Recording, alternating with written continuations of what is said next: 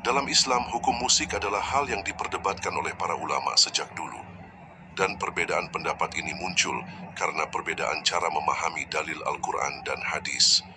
Aku jelaskan secara ringkas, tapi jelas supaya kamu bisa melihat gambaran utuhnya. Pendapat yang mengharamkan musik. Sebagian ulama berpendapat musik haram secara mutlak. Dalilnya antara lain Al-Quran Surat Luqman ayat 6. Dan di antara manusia ada yang membeli lahwal hadits, perkataan yang tidak berguna, untuk menyesatkan dari jalan Allah tanpa pengetahuan. Sebagian sahabat seperti Ibnu Mas'ud menafsirkan lahwal hadits di sini sebagai nyanyian atau musik yang melalaikan. Hadis riwayat Bukhari nomor 5590. Nabi bersabda, akan ada dari umatku kaum yang menghalalkan zina, sutra, khamar, dan alat-alat musik. Hadis ini dipahami oleh mereka sebagai larangan tegas terhadap alat musik. Kekhawatiran musik membawa pada kelalaian, syahwat, atau pergaulan bebas.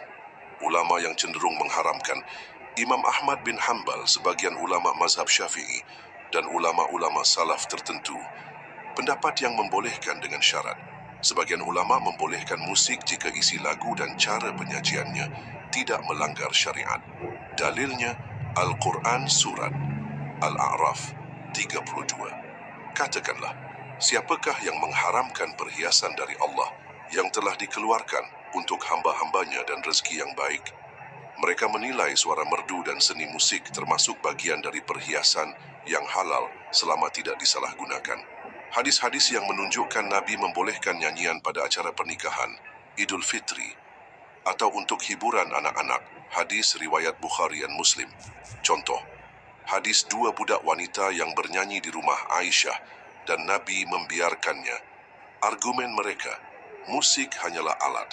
Yang menentukan halal atau haram adalah isi, konteks, dan dampaknya.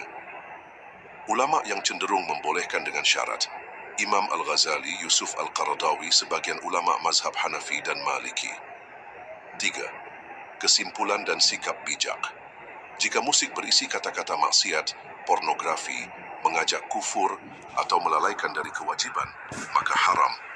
Jika musik digunakan untuk kebaikan, motivasi, dakwah, atau hiburan ringan tanpa lalai, maka sebagian ulama membolehkan. Untuk hati yang ingin aman wara, sebagian orang memilih menghindari musik sama sekali agar tidak terjebak pada yang meragukan.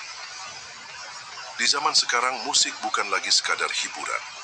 Banyak lagu yang penuh dengan kata-kata cabul, ajakan maksiat, dan lirik yang merusak hati. Musik sering mengajak kita lupa diri, melalaikan salat, dan mengisi pikiran dengan hal-hal yang jauh dari mengingat Allah. Bukan hanya liriknya yang merusak, tapi juga cara musik itu dipakai. Konser yang bercampur laki-laki dan perempuan tanpa batas, tarian yang membuka aurat, bahkan kadang menjadi ajang mabuk dan narkoba.